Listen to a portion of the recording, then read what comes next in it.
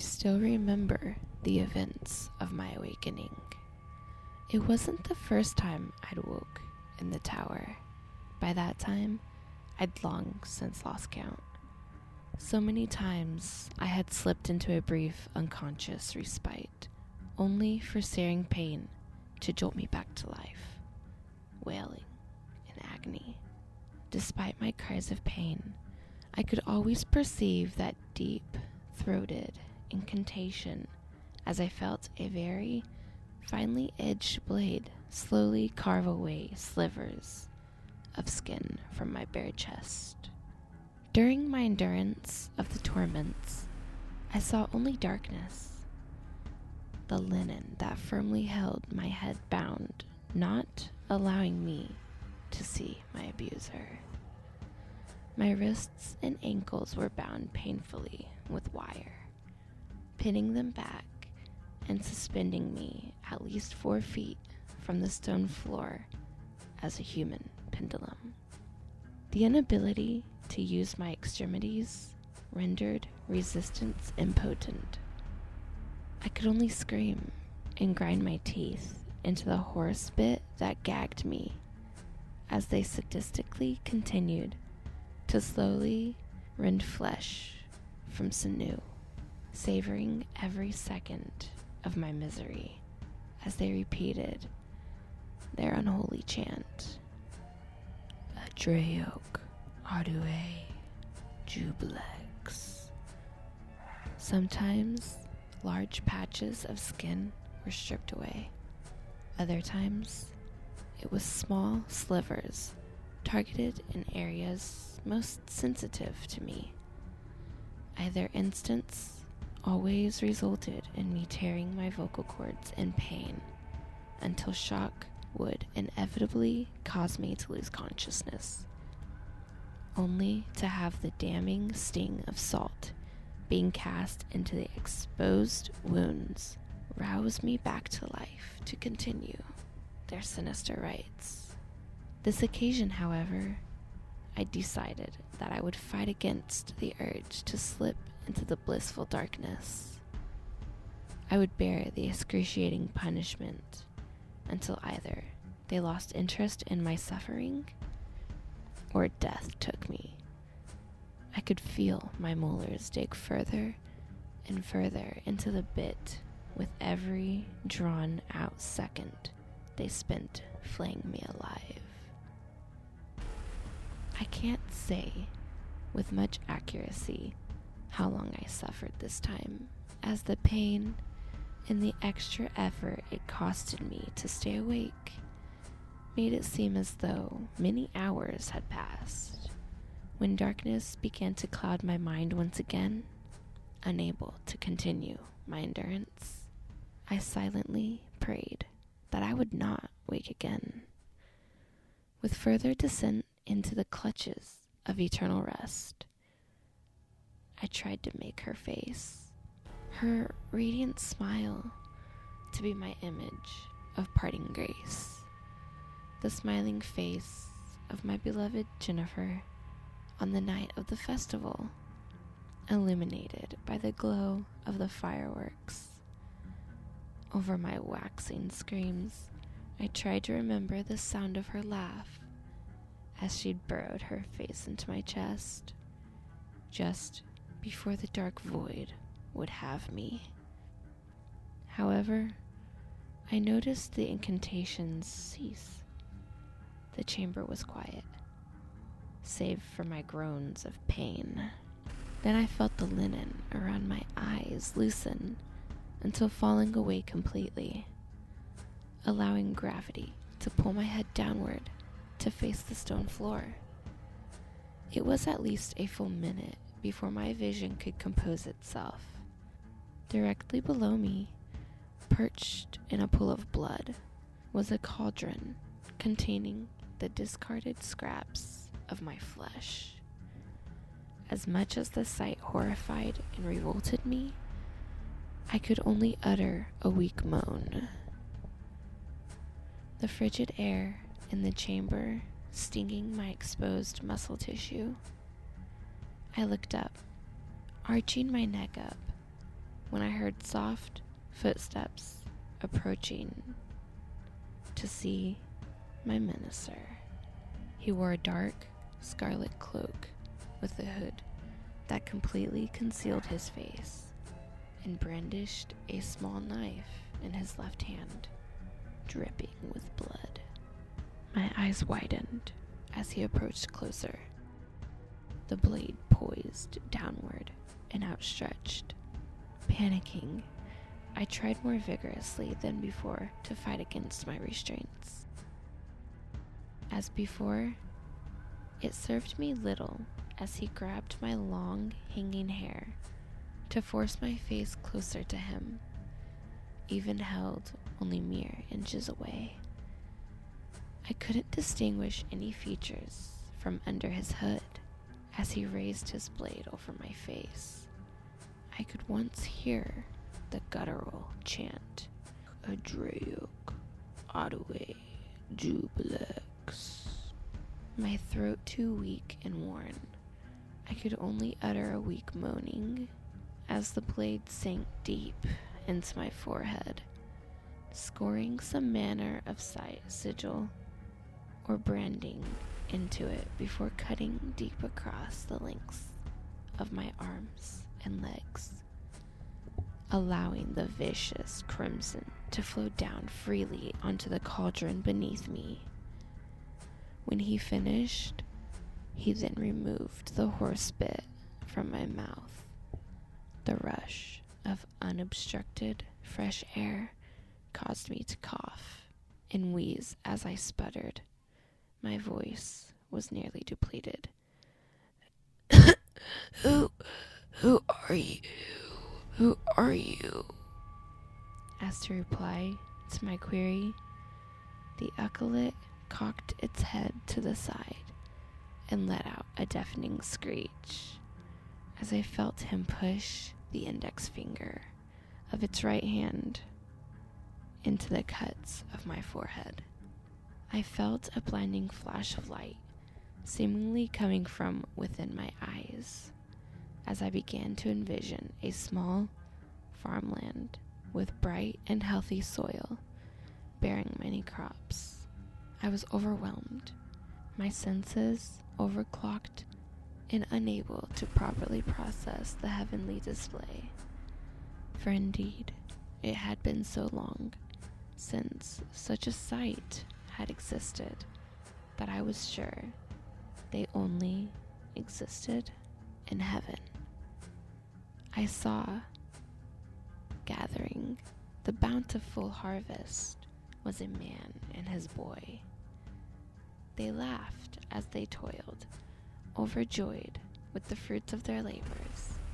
Another flash led the vision to shift to the inside of a dark sanctuary, where there gathered 3 hooded figures, clad in the same uniformed red garbs as the one in front of me, all reciting Adreuk, Adwe, Jublex, as they knelt and prostrate before a large pit surrounded by candles and a tyrannical idol erected opposite of them, inanimately wielding its dominion over them.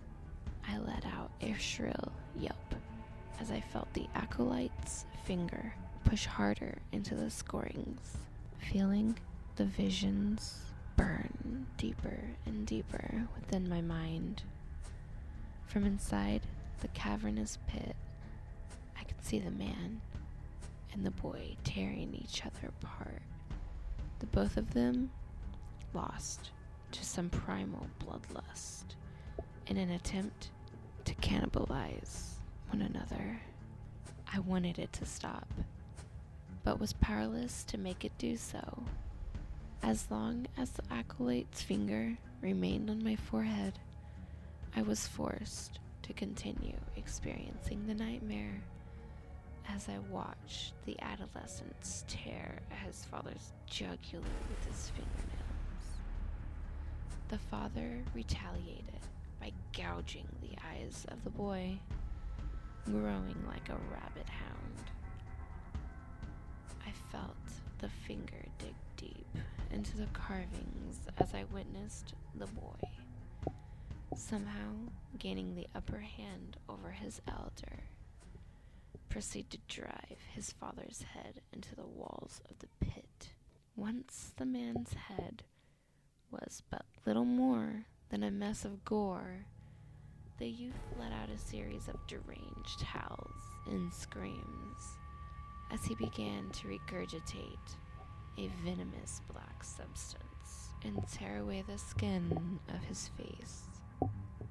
I found it in me to scream once more as I felt the blinding flash searing my mind. I felt my head hang limp again, facing the cauldron below me.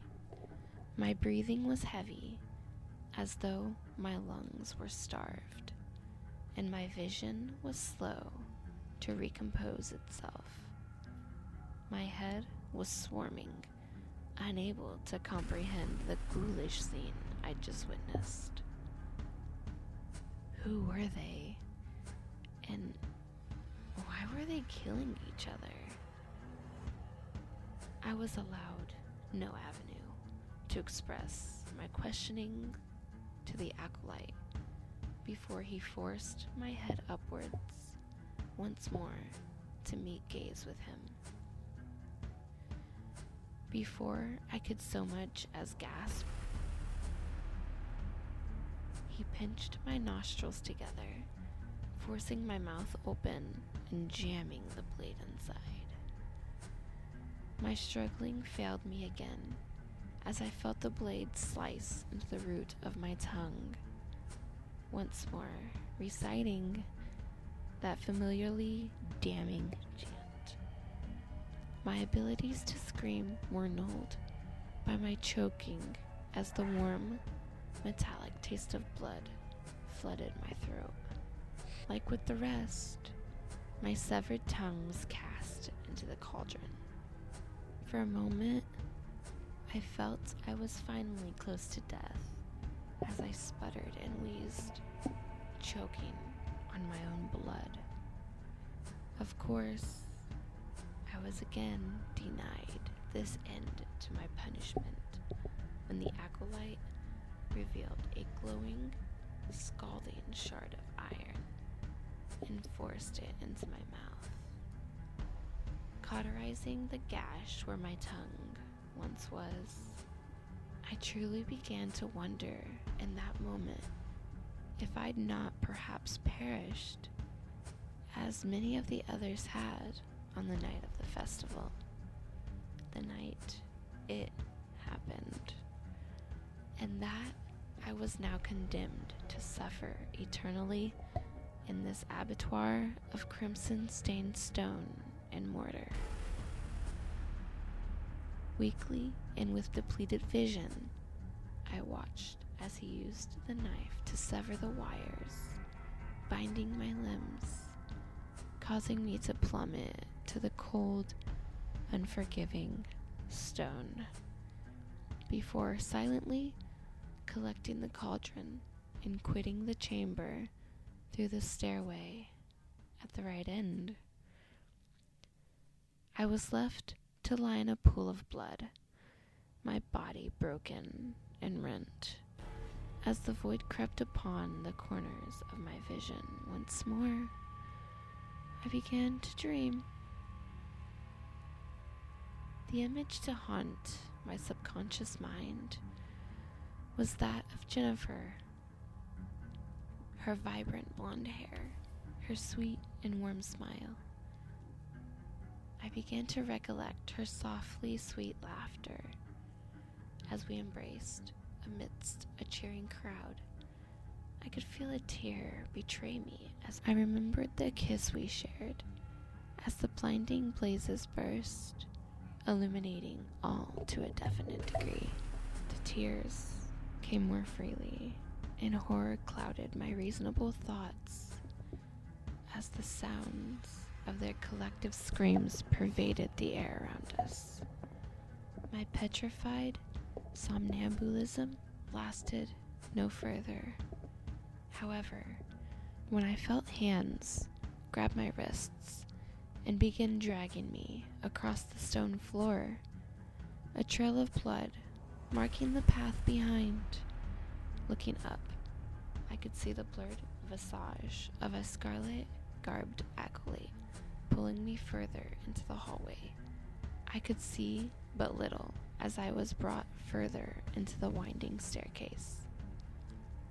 For only about every 3 feet or so down the long stone spiral would a torch be mounted and purchased. My body throbbed and ached with every inch that I was dragged along, the exposed muscles and tissues grinding against the rough, cold stone. As I was brought near and near to the end of the stairs, I began to hear a succession of some of the most tortured wails I'd ever heard. I was almost certain that they couldn't have been from human origin. Horrific truth would prove me otherwise. However, when I was dragged out of the stairway and into a new chamber where there was displayed a woman, bound in a much similar manner as I had been. Her suffering, however, was of a wholly more vicious nature. She was mounted upon a giant spear in between her legs, her ankles bound in such a way that forced legs in opposite directions. Her unheeded shrieks for mercy reached an insufferable degree, as I saw 2 of the acolytes then begin to cut across her painfully slender stomach, collecting the robbed Vazira into a cauldron, just as they had with me. Unable to bear witness to the vile act any longer, I closed my eyes and did my best to take quiet solace in the fact that it wasn't my Jennifer enduring this inhumane torture. It was for naught, however, as I felt myself being hoisted upright by my arms. My eyes opened once more to see one of them bringing the cauldron closer to me. In an instant, my head was forced down into it, and the acolyte began to force handfuls of the entrails into my mouth. My aching body was too weak to offer any meaningful resistance to the acolyte's molestation as he forced the ill-gotten gore down my throat, causing me to gasp and choke. As they did this, I could only distinguish a single monotonous phrase over the poor woman's screams: Adreok Melios. I was given no time to ponder what that phrase meant before my head was forced from the cauldron to see one of the acolytes holding a dark grail to my slacked jaw. With preternatural speed and ferocity, my head was snatched back, and the vicious black liquid contained in the night-shaded grail was poured into my helplessly agape mouth. The substance was thick and warm, rendering swallowing it nearly impossible. When the last of it was emptied, I began to feel as though the blood-stained confinement was warping around me. The further I fell into the dizziness trance, the more that mysterious mantra cycled incessantly in my mind. I began to perceive the utterance of the words taking on a discordant quality, as if it were originating from the throats of men, women, and beasts alike, all in perfect unison. That was when, amidst the disoriented chaos, that was the chamber around me. I saw it for the first time. This being, nay, this force, appeared to me from the midst of a crimson glow, with an avatar that resembled a human being only in posture and general shape. The body was sexless and without skin, comprised merely of exposed muscle tissue and organs. The extremities were long and slender, such that laymen may consider them frail, with long, razor-edged talons at the ends of its digits. Razor-edged talons at the ends of its digits that threatened to disembowel any living creature with but a swift stroke. It was the entity's head that nearly broke the meager hold I still held with my sanity. This being was without a face, without identity. In place of that was what appeared to be a mass of twisted, clammy flesh that wriggled and pulsed as if a living, beating heart were encased within. I could feel the entity's cacophonous vocals resonating, beating like a drum within my mind. Adraeoc Melios. Adraeoc Melios. The entity repeated as it outstretched a slender, skinless left hand and bore its taloned claws deep within my chest. Be it either a product of the delirium addling my mind, or of whatever ethereal force it was manipulating, I felt no pain. And yet, it was excruciating, as the sinewy digits grasped tightened around my heart. From all around me, I began to hear, as well as feel, their collective screams again. My body became numb as the arm of the entity slowly fused deeper and deeper into my chest. The more my body continued to join with its, the louder, clearer, and pronounced the screams became. Even in writing, I cannot accurately comprehend the nature of this anguished wailing. It was as though 1,000 men, women, and children were crying out in a blood-drunk frenzy, having lost themselves to some sort of hysteria. I began to see them all once again, clustered together with eyes of rage and tearing each other apart with teeth and nails alike. The confines around me continued to shift, morphing into so close a representation of the night of the festival. All around me, I watched as the glowing fireworks illuminated the Holocaust. The pressure of my heart tightened, as in petrified sorrow. I was forced to relive that night when I watched those I once knew as family and friends who'd gathered in celebration of my engagement to my beloved slaughter each other. This time was different, however, in that I didn't merely hear or see carnage, but felt it. Every scratch, every bite, I felt it all. Physically, viscerally, and mentally. Once they had feasted upon their own fellow brethren, I saw them turn their feral ire upon themselves, ripping and tearing at their own flesh, with their eyes draining of the same venom that I'd witnessed in the acolytes earlier mirage. Jubilex, Zanctus, Melios.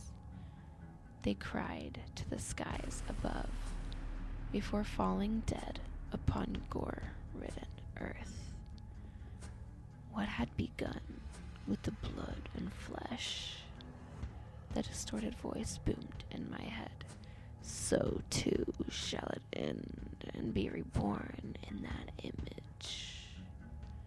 In that instance, I felt as though my own body began to unravel itself, watching in horrific revulsion as my own flesh stripped itself away.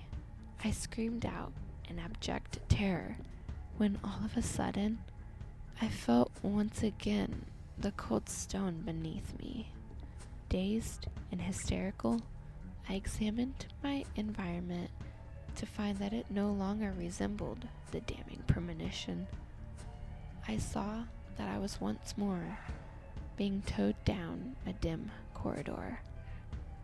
The further they tugged my battered, shredded body, the more clearly I was able to distinguish distant recitals of the familiar, archaic chanting from ahead. Adraeoc Audue Jubilex. Adraeoc Audue Jubilex. I heard the repetitions echo off of the stone wall of the hall. The more I listened, the more I began to hear the phantom whispers. Flesh for the faceless one. What do they mean? With the little time I would have to ponder that query, the entity's statement continued to pervade my reasonable thoughts. What began with flesh shall to end and be reformed by flesh in that image. Reaching the end of the prolonged hallway, I was hoisted gracelessly to my feet by my arms by two of the acolytes. Before me was the very same sanctuary from the hallucination. It felt as though I were staring into the very depths of Sheol itself. The only penetrations to the devouring darkness being the small candles arranged around the gaping pit at the far end of the room. Despite the paltry illumination, I clearly saw the idol from the vision towering over the pit. At first glance, it looked to crudely resemble the form of a human being, with its circular ring to form the resemblance of a head, and the four fine points beneath to resemble the limbs. It then slowly dawned upon me of the idol's resemblance to the abominable entity, who, in of itself, appeared as but a crude representation of a human.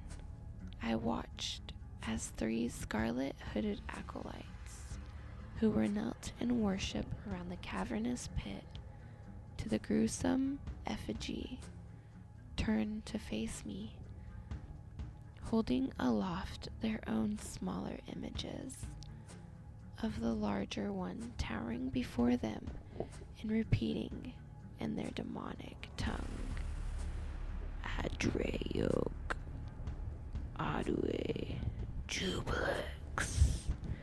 Adraeoc Audue Jubilex.